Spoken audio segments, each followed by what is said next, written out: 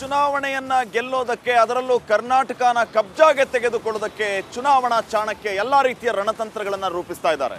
ಸದ್ಯಕ್ಕೆ ಖಾಸಗಿ ಹೋಟೆಲ್ನಲ್ಲಿ ನಡೀತಾ ಇದ್ದಂತಹ ಬ್ರೇಕ್ಫಾಸ್ಟ್ ಮೀಟಿಂಗ್ ಈಗಷ್ಟೇ ಅಂತ್ಯಗೊಂಡಿದೆ. ಮೀಟಿಂಗ್ನಲ್ಲಿ ಹಲವು ವಿಚಾರಗಳ ಬಗ್ಗೆ ಚರ್ಚೆಯನ್ನ ಮಾಡಲಾಗಿದೆ. ಅದರಲ್ಲೂ ಪ್ರಮುಖವಾಗಿ ಕುಮಾರಸ್ವಾಮಿ ಅವರು ಎಂಟ್ರಿ ಕೊಟ್ಟ ತಕ್ಷಣ ಆರಂಭ ಆದಂತಹ ಸಭೆ ಎಲ್ಲಾ ವಿಚಾರಗಳನ್ನ ಚರ್ಚೆ ಮಾಡಿ ಈಗಷ್ಟೇ ಅಂತ್ಯಗೊಂಡಿದೆ. ಅಮಿತ್ ಶಾ ಅವರ ಅಕ್ಕಪಕ್ಕದಲ್ಲಿ ಯಡಿಯೂರಪ್ಪ ಮತ್ತು ಕುಮಾರಸ್ವಾಮಿ ಅವರು ಕೂತಿದ್ದಾರೆ. ಇನ್ಸೈಡ್ ಡೀಟೇಲ್ಸ್ ಅನ್ನ ನಿಮ್ಮ ರಿಪಬ್ಲಿಕ್ ಕನ್ನಡದಲ್ಲಿ ಕೊಡ್ತಾ ಇದ್ದೀವಿ.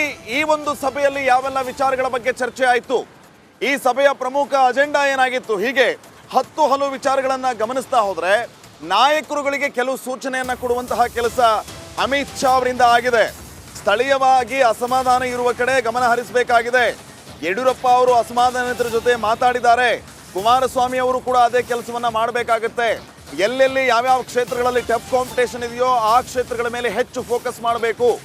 ಆ ಎರಡೂ ಕ್ಷೇತ್ರಗಳು ಅಂದ್ರೆ ಪ್ರಮುಖವಾಗಿ ಎಲ್ಲೆಲ್ಲಿ ಅಸಮಾಧಾನ ಇದೆ, ಎಲ್ಲೆಲ್ಲಿ ಬಂಡಾಯ ಇದೆ, ಎಲ್ಲೆಲ್ಲಿ ಭಿನ್ನಾಭಿಪ್ರಾಯಗಳು ಕೇಳಿ ಬರ್ತಾ ಇದೆ ಅಂತ ಕ್ಷೇತ್ರಗಳ ಮೇಲೆ ಫೋಕಸ್ ಮಾಡಿ ಯಡಿಯೂರಪ್ಪ ಮತ್ತು ಕುಮಾರಸ್ವಾಮಿ ಅವರು ಸ್ಥಳೀಯವಾಗಿ ಆ ಬಂಡಾಯವನ್ನ ಶಮನ ಮಾಡಬೇಕಾಗಿದೆ. ಆ ಶಕ್ತಿ ಈ ಉಭಯ ನಾಯಕರಲ್ಲಿದೆ, ಅದನ್ನ ಅವರು ಮಾಡ್ತಾರೆ. ನಾನು ಕೂಡ ಖುದ್ದಾಗಿ ಯಾರ್ಯಾರು ಅಸಮಾಧಾನಿತರಿದ್ದಾರೆ ಅವ್ರ ಜೊತೆಗೆ ಮಧ್ಯಾಹ್ನ ಮಾತಾಡಿ ಸರಿಪಡಿಸ್ತೀನಿ ಅನ್ನೋ ಮಾತನ್ನ ಅಮಿತ್ ಶಾ ಅವರು ಹೇಳಿದ್ದಾರೆ.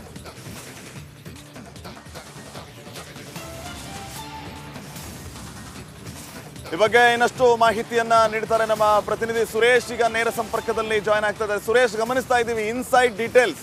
ಸಭೆಯಲ್ಲಿ ಸದ್ಯಕ್ಕೆ ಏನೆಲ್ಲ ಚರ್ಚೆ ಆಗ್ತಾ ಇದೆ ಅನ್ನೋದನ್ನ ನಾವು ಗಮನಿಸ್ತಾ ಹೋದ್ರೆ ಮುಖ್ಯವಾಗಿ ಫೋಕಸ್ ಮಾಡ್ತಾ ಇರೋದು ಈ ಅಸಮಾಧಾನಗೊಂಡಿರುವಂತಹ ನಾಯಕರನ್ನ ವಿಶ್ವಾಸಕ್ಕೆ ತೆಗೆದುಕೊಂಡು ಇಡೀ ರಾಜ್ಯದಲ್ಲಿ 28ಕ್ಕೂ 28 ಕ್ಷೇತ್ರಗಳನ್ನ ಗೆಲ್ಲಬೇಕು. ಯಡಿಯೂರಪ್ಪ ಮತ್ತು ಕುಮಾರಸ್ವಾಮಿ ಅವರಿಗೆ ಆ ಶಕ್ತಿ ಇದೆ, ಇದನ್ನು ನೀವು ಬಳಸ್ಕೊಂಡು ಎಲ್ಲ ಅಸಮಾಧಾನವನ್ನ ಹೋಗಲಾಡಿಸಿ ಅಂತ. ಇನ್ನು ಏನೆಲ್ಲ ಸಂದೇಶ ಕೊಡುವಂತಹ ಕೆಲಸ ಆಗಿದೆ ಅಮಿತ್ ಶಾ ಅವರಿಂದ ಈ ನಾಯಕರುಗಳಿಗೆ?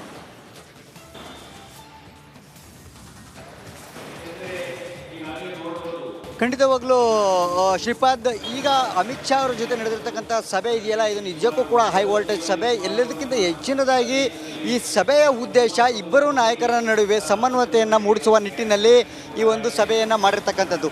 ಈ ಸಭೆ ಈಗ ಅವರು ಏನೆಲ್ಲ ಅಮಿತ್ ಶಾ ಅವರು ಈ ಒಂದು ಸಲಹೆ ಸೂಚನೆಗಳನ್ನು ಕೊಟ್ಟಿದ್ದಾರೆ ಅನ್ನೋದು ಇದೆಯಲ್ಲ, ಅದು ಬಹಳ ಮುಖ್ಯವಾಗಿರ್ತಕ್ಕಂಥದ್ದು ಈ ಲೋಕಸಭಾ ಚುನಾವಣೆಯನ್ನು ಗೆಲ್ಲೋದಕ್ಕೆ.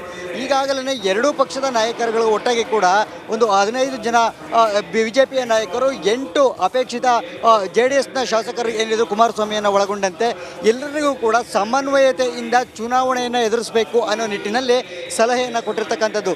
ಎರಡೂ ಪಕ್ಷಗಳು ಏನಿದ್ದಾರೆ, ಎರಡೂ ಪಕ್ಷಗಳ ಶಾಸಕರಿರ್ಬೋದು, ಎರಡೂ ಪಕ್ಷಗಳ ಕಾರ್ಯಕರ್ತರು, ಮುಖಂಡರು ಎಲ್ಲರೂ ಕೂಡ ಒಟ್ಟಾಗಿ ಚುನಾವಣೆಯನ್ನು ಎದುರಿಸಬೇಕು. ಎಲ್ಲಿಯೂ ಕೂಡ ಮೈತ್ರಿಗೆ ಧಕ್ಕೆ ಬರುವಂತೆ ಆಗಬಾರದು ಅಂತಕ್ಕಂಥ ಒಂದು ಸಲಹೆಯನ್ನು ಕೊಟ್ಟಿರ್ತಕ್ಕಂಥದ್ದು. ಜೊತೆಗೆ ಈ ಹಿಂದೆ ಯಾವೆಲ್ಲ ವೈಷಮ್ಯಗಳಿತ್ತು, ಕಳೆದ ವಿಧಾನಸಭಾ ಚುನಾವಣೆಯಲ್ಲಿ ಆದಂತಹ ಯಾವೆಲ್ಲ ಗೊಂದಲಗಳು ಮತ್ತು ಕಾರ್ಯಕರ್ತರ ನಡುವಿನ ಗದ್ದಲಗಳು ಏನಿದ್ವು ಅವೆಲ್ಲವೂ ಕೂಡ ಬದಿಗೊತ್ತಬೇಕು.